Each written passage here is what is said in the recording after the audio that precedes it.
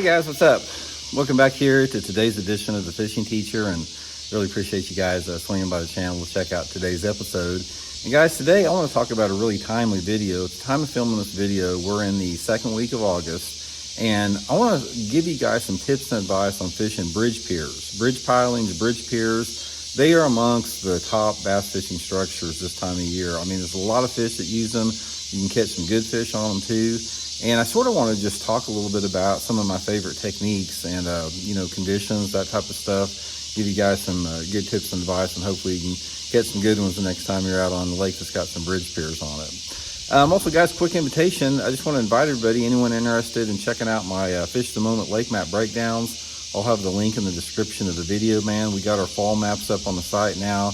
Great resources, guys, to learn more about any lake that you want to find out more about. If you're going fishing, never been there before, or if you fish the lake a lot, it's going to give you guys some good new spots. And also, anybody interested in booking an on-the-water lesson with me, guys, just shoot me a private message on my Facebook page, Randy Blaukat Professional Angler, for details. So really appreciate that. Okay, bridge piers, man. I equate bridge piers in the same way that I talk about riprap. You guys hear me talk about riprap a lot because it's such an incredible bass fishing structure. And bridge piers and riprap are similar in the fact that they get a tremendous amount of bass fishing pressure, but you can't overlook them because a lot of fish use them, throughout the course of the year, especially in the summertime of the year. So just because you see people fishing bridge piers or riprap, you don't want to pass them up, because both of these structures, in a large degree, it's all about timing and it's about your lure that you have. These fish on bridge piers are highly pressured for the most part. They get a lot of fishing pressure. And the bait you use and the presentation is really key, to how you go about this. How you fish a bridge pier is completely dependent upon two factors. Number one, the water visibility that you're fishing, and number two, the current flow, how much current they're generating through a particular body of water. You can catch bass on either or. You can catch bass on bridge piers if they're not, if you don't have hardly any current, or you can catch them on bridge piers if you got a pretty significant current, because they offer a current break. And bass just don't leave them just because they're not pulling any current. So that's the number one factor that will determine position.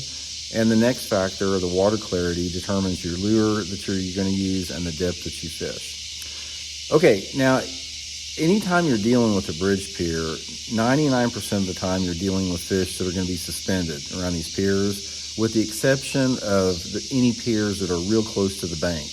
Some piers may be in 3 or 4 foot of water along the bank there. Yeah, you can catch them on the bottom there.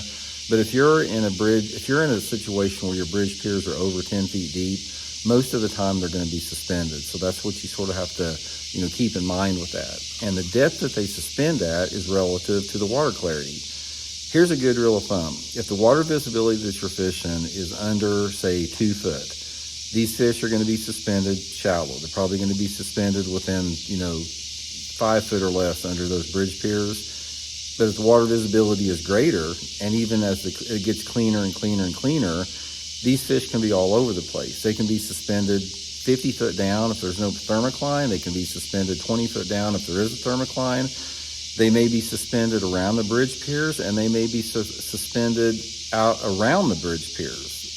You don't necessarily have to fish right against the pier to catch them. A lot of these fish, they chase shad schools in and around these bridges, because these shad will move up in those bridges, feed on the algae and plankton, and then they just swim around between the piers. So I've caught fish in between the piers, around the piers, in front of the piers, behind the piers. You have to pretty much just fish everything. And pay close attention, guys, to your 2D sonar, because if you see presence of bait fish in and around these piers, really good indication there's going to be some fish there. Okay, now if the water visibility is under 2 foot, probably my favorite technique to fish a bridge pier, again, is like, a jerkbait's going to be good anytime, but a jerkbait's really good in off-colored water around it, or some type of crankbait, or maybe a spinnerbait or a chatterbait. Those can be really highly productive baits in off-colored water around bridge piers, as well as swimming some type of a curly-tailed worm through the water column. Unless the water is dirty, like a foot or less, and then the piers aren't going to be that good anyway, I really like a jerkbait. If you have around 2 foot of visibility, a jerkbait's hard to beat on a bridge pier like that, or again, some type of a crankbait. But a lot of times you're going to have greater visibility than 2 feet in a lot of the lakes, so you may be dealing with water visibility over 3 feet. In that situation, I still like the jerk bait. I usually, if I have a bridge pier that's in over 3 foot of visibility, I usually start out with a jerk bait, try to pick off any aggressive fish, and then my next presentation is with some type of a small swim bait, like that Megabass 3-inch spark shad, a little Kitech, something like that. That's going to get some aggressive fish.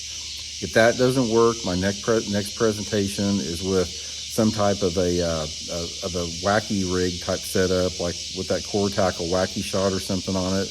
Little 4-inch stick bait, throwing it right along those bridge piers and letting that wacky sink right along those piers. That's a really good way to catch them. And then finally, I'll mop it up with a drop shot. My favorite drop shot bait for bridge piers is that little Megabass 3-inch Hazendong shad. I usually put it like on a 3/16 1/4-ounce drop shot weight, and I'll pitch it around the piers, shake it down to the depth that I think they're going to be where. Sometimes I'll get vertical right next to the piers, and then I'll also fan cast around the piers and count it down to the depth zone that I think they're going to be at as well. In this time of year, guys, pay attention for breaking fish, because a lot of times these fish will bust the surface chasing shad in between those piers. If you see that, go over to them, cast around there. And also, guys, if you do have really clear water, like water visibility of over 4 feet or so, try a walking topwater right off the bat, like a Xerospook or something like that. That can be a really, really good way to catch them. If you have a lake that has significant current, almost every time they're going to be around some type of current break on that bridge. Usually on the downside current, they're just going to be schooled up around there. But as the current diminishes and you have less and less current, the fish will spread out and they'll use all parts of the bridge pier, front, sides, back, in between, whatever. Main thing, guys, is just fish them. I mean, they're on bridge piers 12 months of the year. Summer's my favorite time to fish them, probably. I think there's more fish that use them that time of year than anything. I've never caught many big ones on bridge piers, but you catch a lot of 1.5 to 3 pounders off them, especially a lake that's got spotted bass. So anyway, guys, hope it helps you catch a few, and we'll check in later.